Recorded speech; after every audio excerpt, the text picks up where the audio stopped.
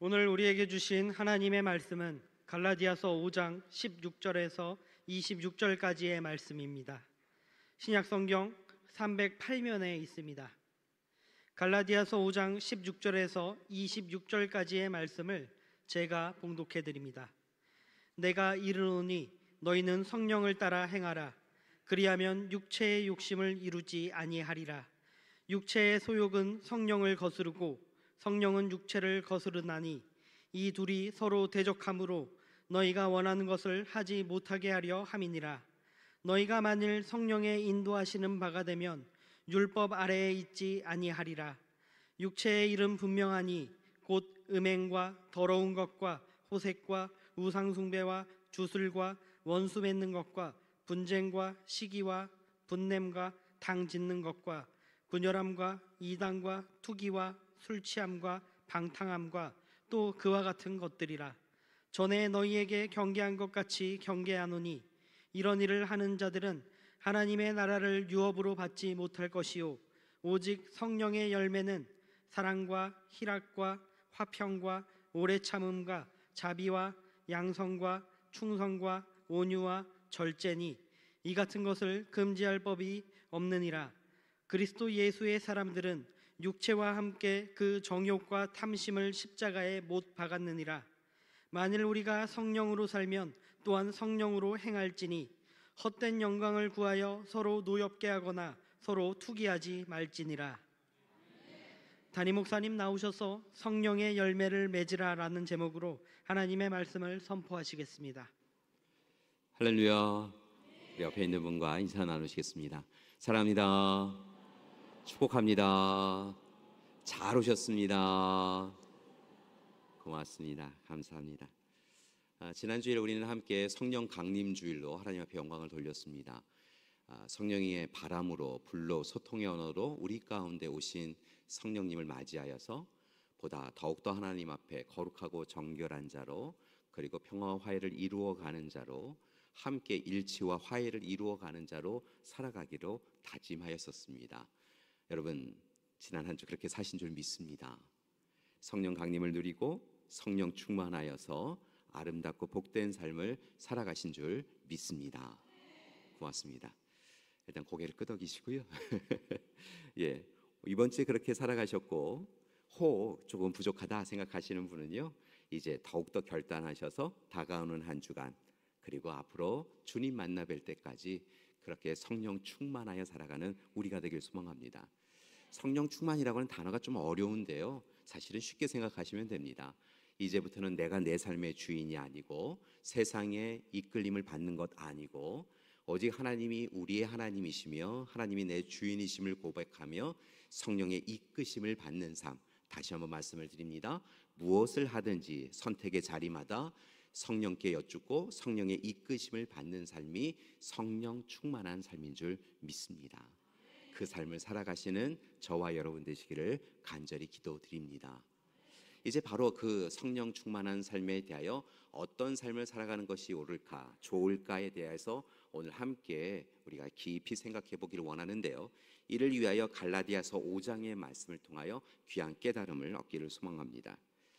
갈라디아서 5장의 말씀을 보면 앞서서 바울은 갈라디아 지역 교회를 향하여서 아주 특별한 부분에 대하여서 설명하고 있는 것을 봅니다. 그것이 바로 무엇이냐면 율법 준수에 사로잡힌 이들이 사람들을 무너뜨리고 사람들을 힘겹게 하는 것에 대하여 경계하며 이제 율법 준수도 중요하지만 보다 중요한 예수 그리스도를 통하여 전하여진 복음의 복된 소식의 사람으로 그 복음을 붙잡고 서로를 살리고 서로를 높이고 서로를 존중하며 살아가라라고 이야기하고 있는 것을 봅니다. 이렇게 율법을 준수한 이들을 향하여서 꾸짖고 있는 것은 율법 준수를 하면 구원에 이른다라고 그들이 잘못 착각하고 있었기 때문인 것입니다.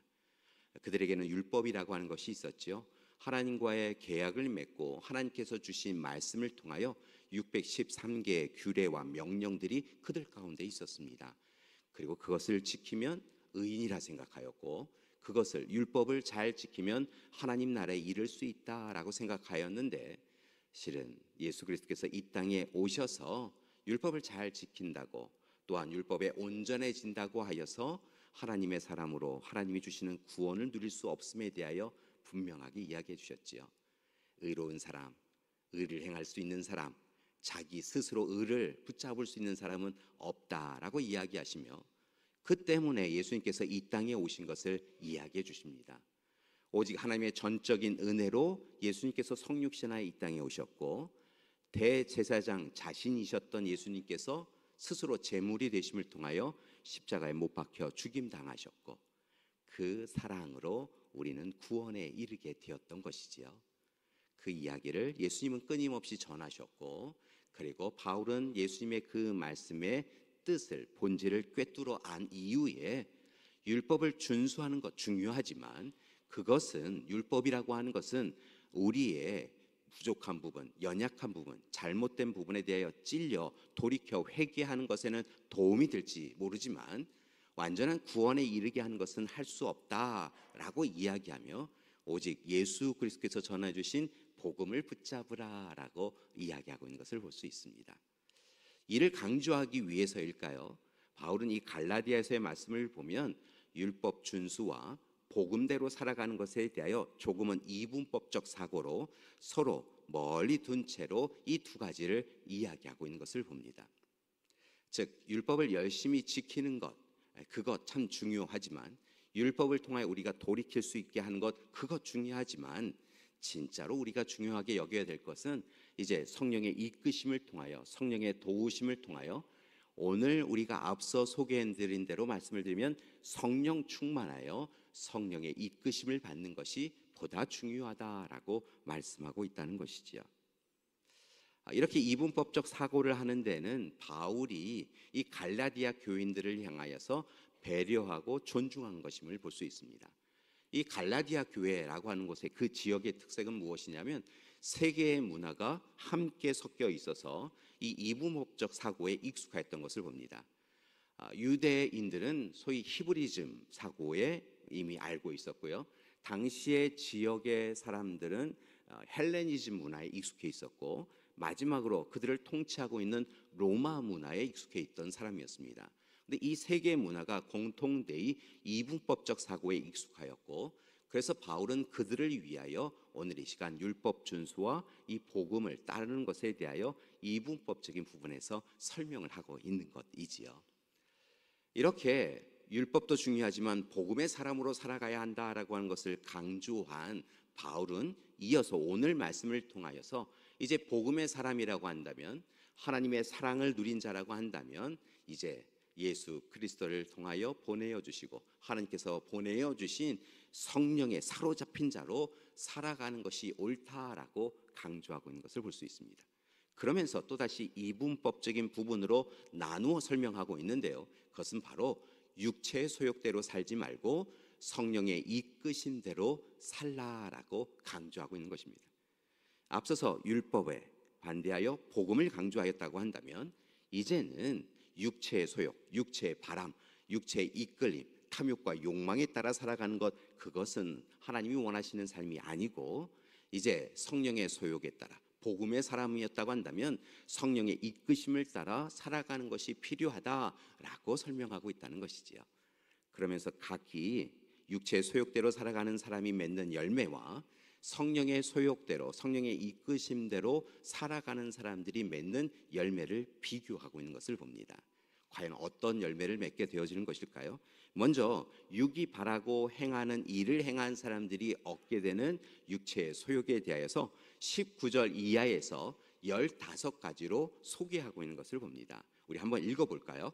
음행, 더러움, 호색, 우상숭배, 주술, 원수매즘, 분쟁, 시기, 분냄, 당지음, 분열, 이단, 투기, 술취함, 방탕함.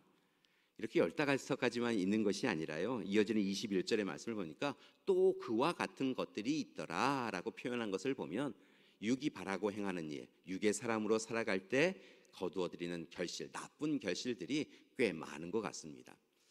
그런데 이 결실들을 찬찬히 살펴보니까 결국은 하나님과의 관계 가운데 문제가 되는 악한 일을 행하더라는 것입니다. 하나님 앞에 우상을 섬기지 말라라고 이야기하였는데요. 하나님 앞에 우상을 숭배하는 일을 행하게 되더라는 것이지요. 육이 바라고 행하는 일, 탐욕과 욕망에 맞추어 살아가는 삶을 살아가다 보니까요, 자신의 것이 아닌데 남의 것을 탐하는 어리석은 일을, 악한 일을 행하더라는 것입니다.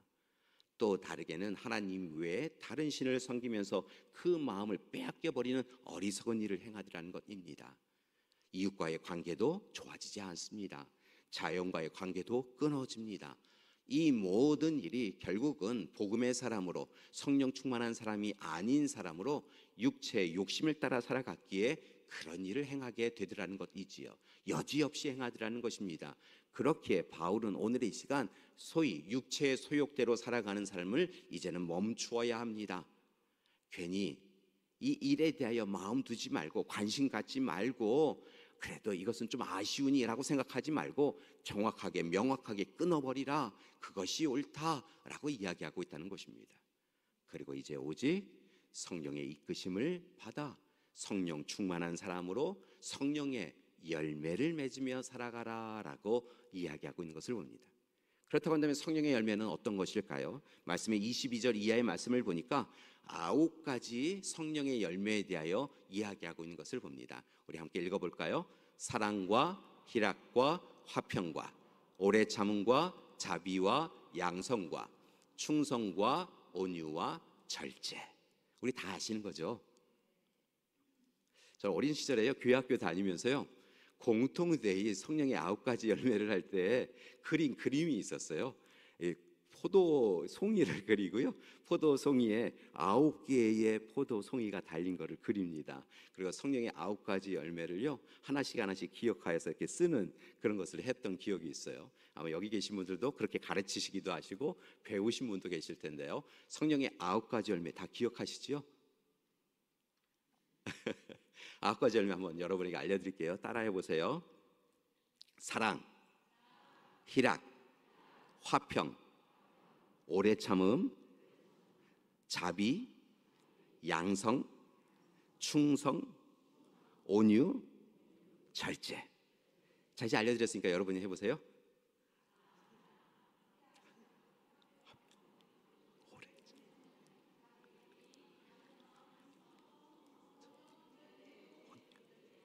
우리 서로를 위해서 축복해 줬으면 좋겠습니다. 혹시 성령 충만하신 분들이시니까요, 성령의 열매를 이미 맛보고 계셨고 또 그 성령의 열매를 이루어 가시는 줄 믿습니다. 그런 열매를 다 맺으시고요, 맛있고 단 우리 성령의 그 열매를 통하여서 다시 하나님 앞에 날마다 기쁨으로 서나가시는 여러분이 되셨으면 좋겠습니다. 오늘은요, 이렇게 성령 충만한 사람이 성령의 열매를 맺어야 된다라고 하는 것을 설명해 드렸는데요, 그 9가지 열매가 구체적으로 어떠한 것인가라고 하는 것을 좀 더 깊이 들여다보는 시간이 되었으면 좋겠어요. 이렇게 9가지 열매를 우리가 정확하게 알아야, 이런 부분들이 성령이 주시는 것이구나, 그리고 이 성령의 열매를 맛보아야겠구나, 그리고 성령의 열매를 맛본 사람으로 그렇게 세상 사람들에게 전하며 살아야겠다라고 하는 것을 결단할 수 있으니까요, 이 9가지 열매를 짧지만 여러분에게 소개해 드리고자 합니다. 첫 번째, 성령의 첫 번째 열매 뭐였죠? 사랑. 맞습니다. 아가페라고 불려지는 사랑인데요, 이 사랑은 특별한 의미를 가지고 있습니다. 하나님께서 하나님의 형상대로 우리를 창조하셨지요. 그리고 하나님의 형상대로 창조받은 우리에게 하나님이 가지고 계신 속성 가운데 몇 가지를 허락해 주셨어요. 그 중에 대표적인 것이 바로 사랑입니다. 그러니까 이 사랑하는 마음, 사랑을 받는 마음, 사랑에 기뻐하는 마음은요, 본래 피조물인 우리가 가질 수 있는 마음이 아니라 하나님의 것인데, 하나님께서 우리로 하여금 하나님의 사람으로 온전히 서 나가게 하기 위하여 사랑을 우리의 마음에 허락해 주셨다는 것이지요. 그래서 사실은 이 사랑이라고 하는 것은 하나님의 형상대로 창조받은 우리에게 주신 하나님의 대표적인 속성입니다.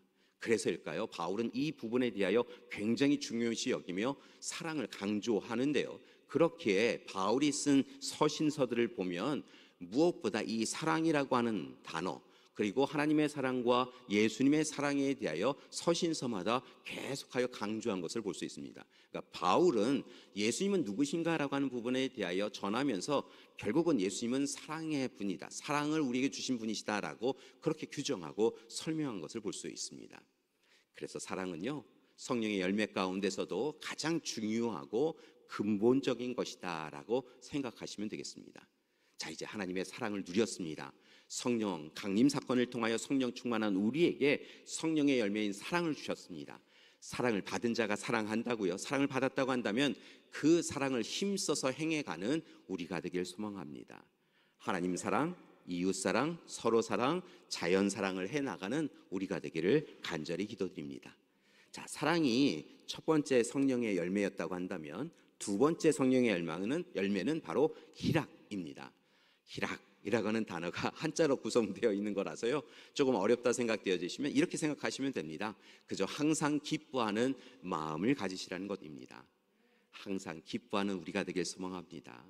성령 충만한 사람은요, 항상 기뻐할 수 있는 줄 믿습니다.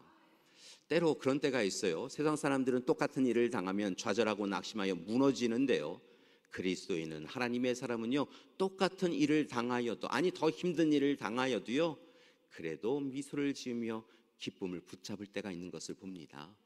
왜일까요? 우리의 기쁨은 세상이 주는 기쁨으로 끝나지 않기 때문에 그렇습니다. 우리의 기쁨은, 보다 근본적이고 본질적인 기쁨은 하나님이 우리에게 주시는 기쁨이 있기 때문인 것이죠. 하나님이 하나님이시기에, 하나님이 저와 여러분의 하나님이시기에, 모든 것을 아시는 하나님께서 우리를 외면하지 아니하시고 우리 곁에 계시고, 내가 너를 안다, 내가 너를 절대로 놓지 않겠다, 내가 너의 산성의 요새요 반석이 되어주겠다 약속하여 주시기에 우리는 그렇게 기쁨을 소유할 수 있게 되어질 줄 믿습니다.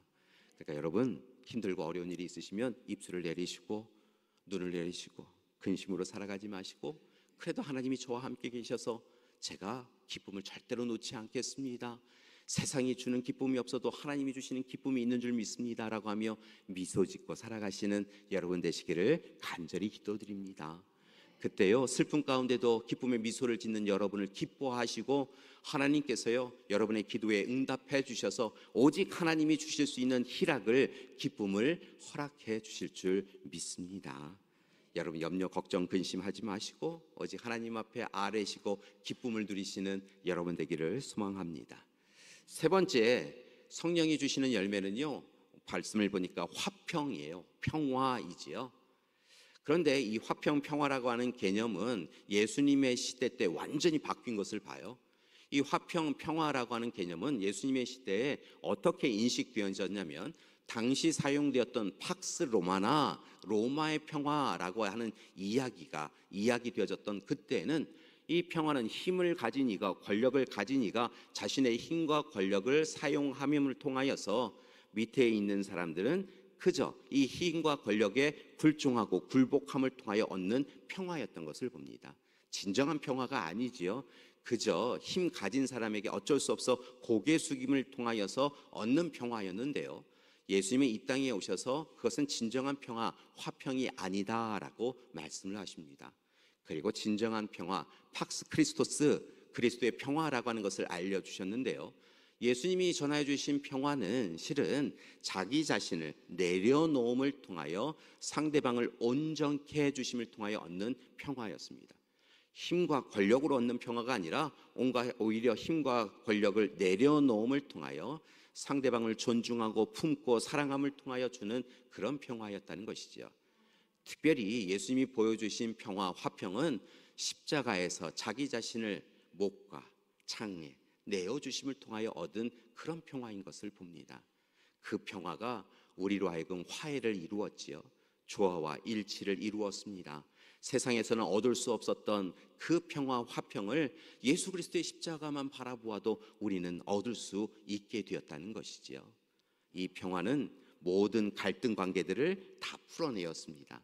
오히려 서로 도닥이고 온전케 하는 놀라운 역사를 바로 이루었는데요, 이것이 바로 성령 충만한 사람들에게 주신 성령의 열매였다는 것입니다. 네 번째 성령의 열매는 오래 참음입니다. 오래 참음, 오래 참고 인내해야 한다는 것이지요. 참는 게 참 쉽지 않은 시대가 되어졌어요. 누군가에게 싫은 소리를 들으면요, 바로 반응합니다. 분노하고 불평과 불만을 토로합니다. 그런데요, 성령의 사람들은 오래 참을 수 있다는 거예요. 어떤 사람들은 뭐 인자를 많이 쓰면 된다라고, 참을 인자를 쓰면 된다고 하는데요. 우리 그렇게 하지 않아도 돼요. 성령에 사로잡혀서 성령의 인도하심을 받고 성령의 충만을 받으면 우리는 참을 수 있어요. 오래 참을 수 있어요. 그것은 이유가 있습니다. 왜냐하면 오늘의 이 시간 우리를 힘겹게 하고 어렵게 하는 형편과 상황들, 사람들이 이야기할지라도 하나님의 돌보심과 인도하심을 우리는 약속으로 이미 받았기 때문에 그렇습니다. 힘들고 어렵지만 우리를 홀로 두지 아니하시고 하나님이 돌보아주시고 인도하시고 한다라고 하는 것을 우리가 신뢰하면 오래 참을 수 있다는 것이지요. 그리고 인내할 수 있다는 것입니다. 그래서 부탁드립니다. 이제 성령 충만하신 여러분은 하나님의 성품을 붙잡으시고 자기 절제와 자기 통제를 통하여서 하나님 앞에 참으실 수 있으셨으면 좋겠어요. 한 번, 두 번, 세 번 참으셨으면 좋겠어요. 싫은 이야기, 나쁜 이야기 들으면요, 하나님, 저는 하나님의 사람입니다. 성령 충만한 사람입니다.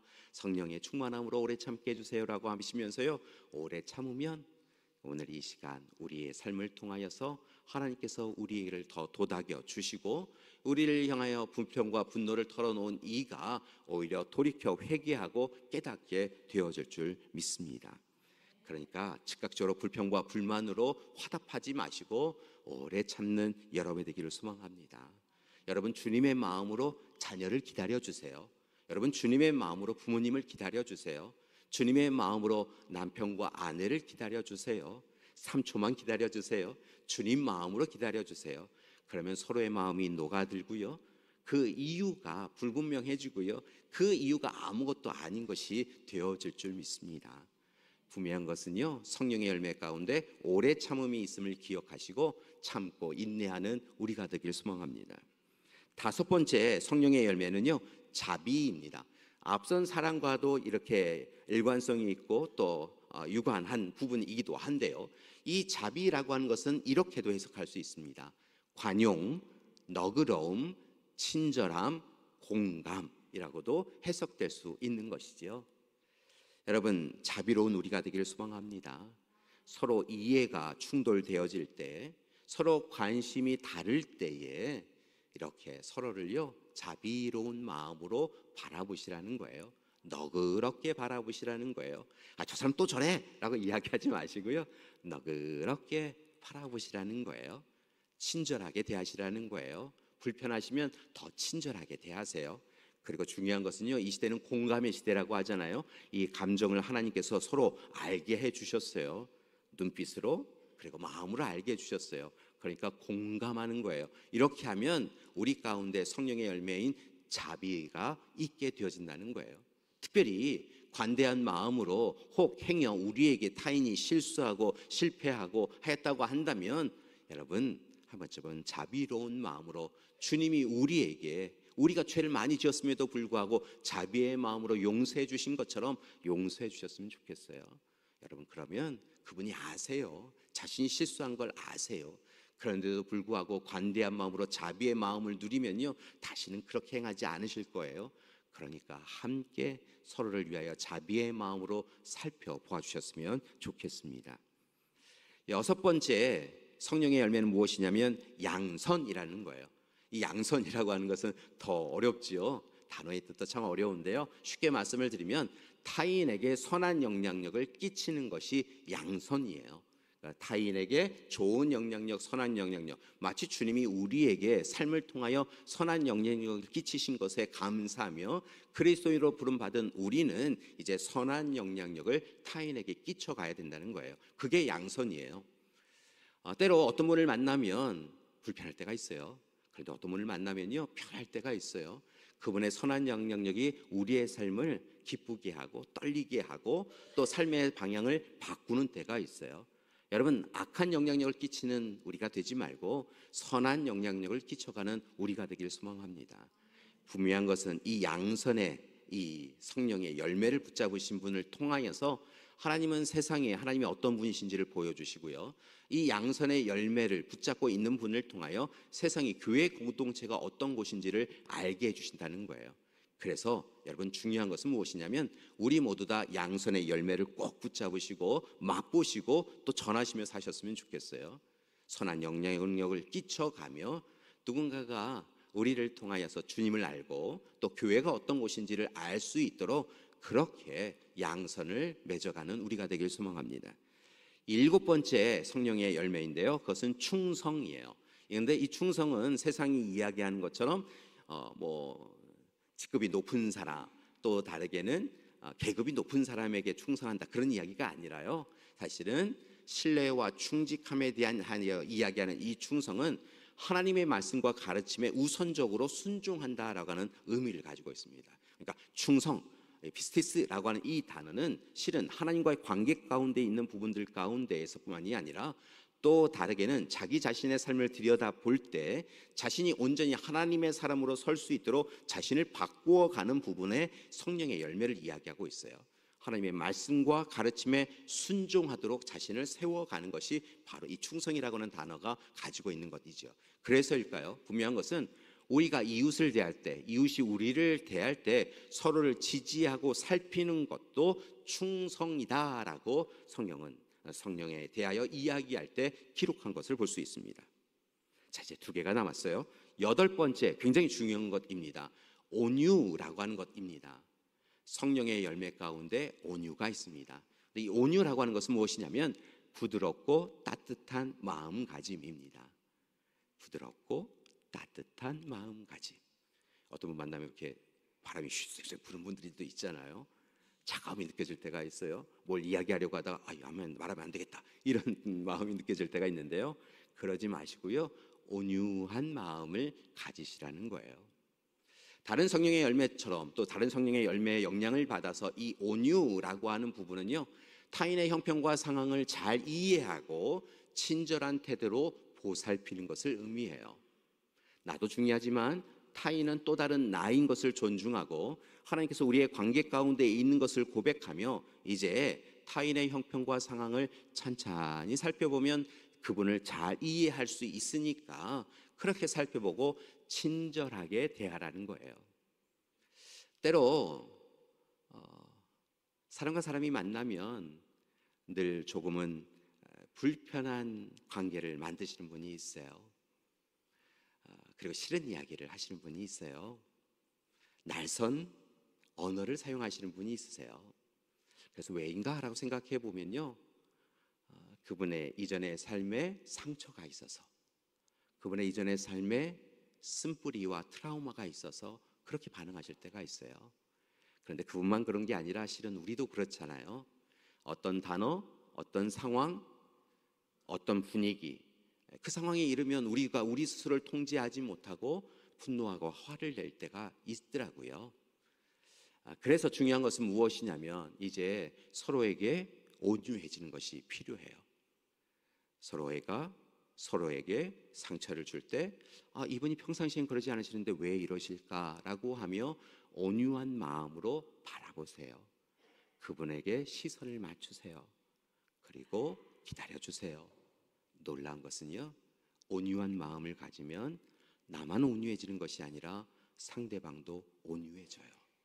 따뜻한 마음은 전하여지더라고요. 그래서 여러분, 온유한 마음, 성령이 주시는 열매를 꼭 붙잡으시고 또한 여러분 온유하게 서로를 대하시고 온유가 옆에 있는 분에게도 성령의 열매로 맺어지도록 도울 수 있는 우리가 되었으면 좋겠습니다. 분명한 것은 이 온유가 있지 않기 때문에 세상은 나누어 다투어 싸우는 것을 보아요. 분쟁과 다툼이 왜 있느냐? 온유하지 않은 거예요. 서로에게 온유하지 않는 거예요. 서로의 형편과 상황을 바라보아 주지 않는 거예요. 그러니까 다투지요. 나만 옳고 너는 틀려라고 하니까 다투지요. 온유한 마음으로 주님이 우리에게 행하셨던 것처럼 그렇게 바라보는 우리가 되기를 소망합니다. 마지막으로 9번째 열매는요, 절제라는 거예요.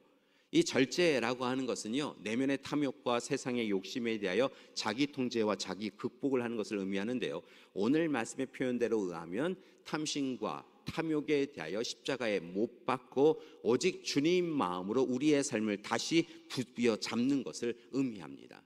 그래서 성경은 또 다르게 절제에 대하여 기록하고 표현한 것을 볼 수 있는데요, 지혜롭고 균형적인 삶을 살아가도록 돕는 것이 절제이다라고 이야기하고 있습니다.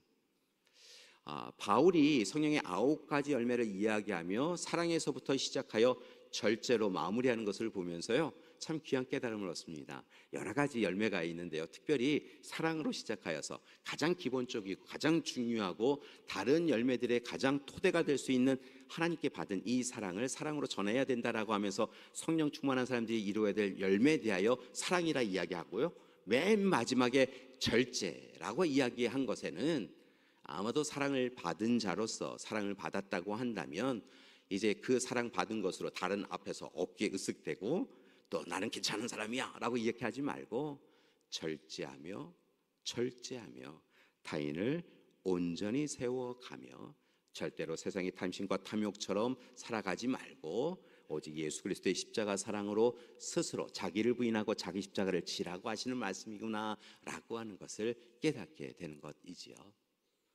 사랑하는 여러분, 성령의 9가지 열매를 소개해 드렸는데요, 이미 누리고 계시고 이미 열매 맺으셨지만 혹 그 중에 무엇인가를 놓치신 분이 있으시다고 한다면 여러분, 성령의 9가지 열매를 열심히 맺어가는 우리가 되기를 소망합니다.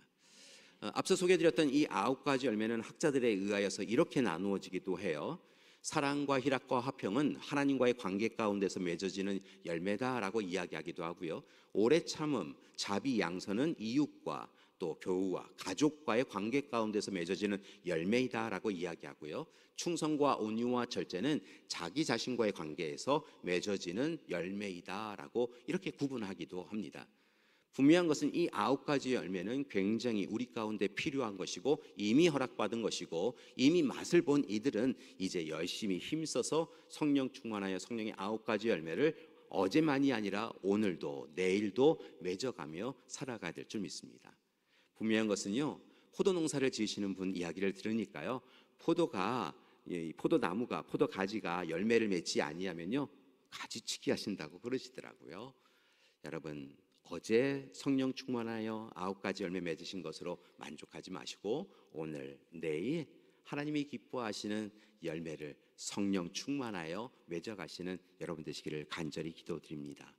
감사한 것은요, 성령의 9가지 열매를 이미 우리 가운데 성령 충만한 우리에게 선물로 주셨고요, 맛을 보게 해주셨고요, 그 달리 달고 맛있고 행복하게 만드는 그 성령의 열매를요, 오늘 이 시간 우리가 더 많이 맺어서 이웃에게 전하라, 그들도 성령 충만하게 하라, 그들도 성령의 열매를 맺게 하라고 하는 것이 주님의 뜻인 줄 믿습니다. 자, 그러기 위해서 마지막으로 한번 확인할게요. 자, 우리는 모두 다 성령 강림, 성령 체험하였습니다. 성령 충만한 사람입니다. 성령의 이끄심을 받는 사람입니다. 그러니까 육체의 소욕대로 살아가지 말고 성령의 이끄심대로 살아가야 하지요. 그러기 위하여 우리 늘 잊지 말고 9가지 열매를 맺어야 합니다. 9가지 열매 다시 한번 우리 같이 외워볼까요?